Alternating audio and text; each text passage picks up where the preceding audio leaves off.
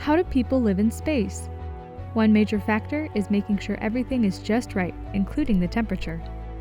People have lived on board the International Space Station continuously for over 20 years, something that is made possible through its cooling system.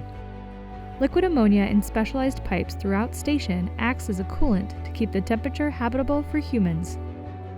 Every so often, the pipes will spring a small leak, and the ammonia escapes outside the ISS. Occasional leaks are expected and typically pose no threat to astronauts, but they're inefficient, could become a bigger problem if left unattended, and can be a hassle for astronauts to manually locate the leaks via spacewalk.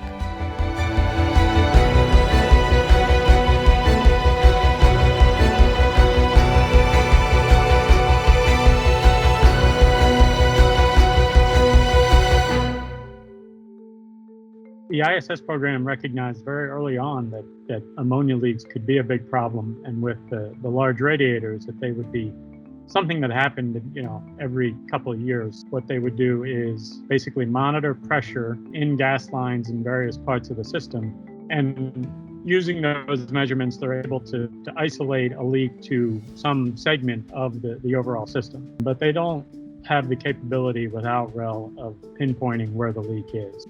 Cue RELL, the Robotic External Leak Locator, a toaster oven-sized tool that can detect ammonia leaks outside of station.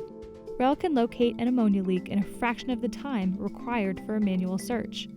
Deployed by station's robotic arm, RELL uses two instruments and plays a game of hot and cold.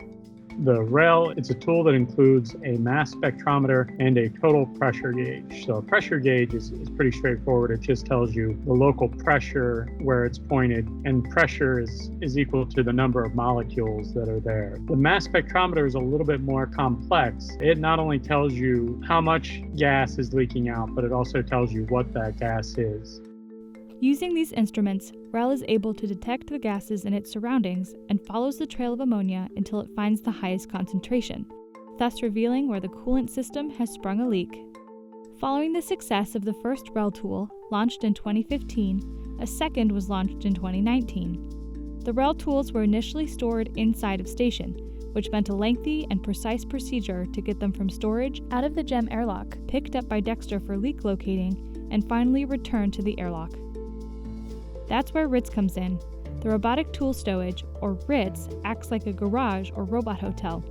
It is affixed to the outside of station and has two ports for each of the RELL tools to reside while not in use. The RITZ was launched in December of 2019, so it's been up on space station almost a year now. It was just kept in storage. It launched up in a kind of a foam box, and it was brought inside the space station. And just in July, the astronauts unpacked it and they installed the leak locator tools inside it, and they got it ready. And then there was an EVA, the spacewalk was performed to install it on the outside of space station. RITZ and RELL are just another example of how robots and astronauts can work together to enable a sustained human presence in space. Robotic tools are easy to use, efficient, cost-effective, and safe. One thing I want to note is that the robotic servicing is all done by controllers on the ground. So having the tools outside, we don't need to involve the astronauts on the space station at all. It kind of saves them time, one less thing they have to worry about. While the RELL units, stored cozily in RITZ, are utilized to keep astronauts safe on station, our team continues to develop and build on this technology on the ground. So one thing I'm excited about as far as the RITZ technology is, and this has kind of been an evolution of tool stowage designs that we built. So this is going to be very, very valuable anytime you're going to have robotic servicing, which is going to be increasingly more frequent for exploration in lunar orbit, and also if there's any outposts on the way to Mars, we're going to see increasing amount of robotic servicing, and the robots are going to need specialized tools and ways to secure them safely and keep them protected. As you can imagine, the ability to characterize the type of gas present and the ability to locate leaks have applications beyond just space station. Anywhere there can be a human habitat, like the Moon or Mars, a leak locating tool will probably be a must. Additionally, robotically characterizing gases in places we've never been before can help us learn more about new environments, laying the groundwork for future exploration.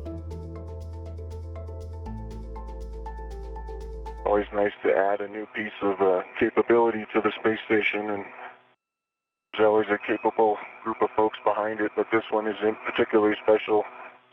Dave Parker battling ALS. Wonderful to see a project that he's been involved with from the beginning. To see these lights illuminate. Congratulations, Dave. Congratulations, Team Dave. Team Dave.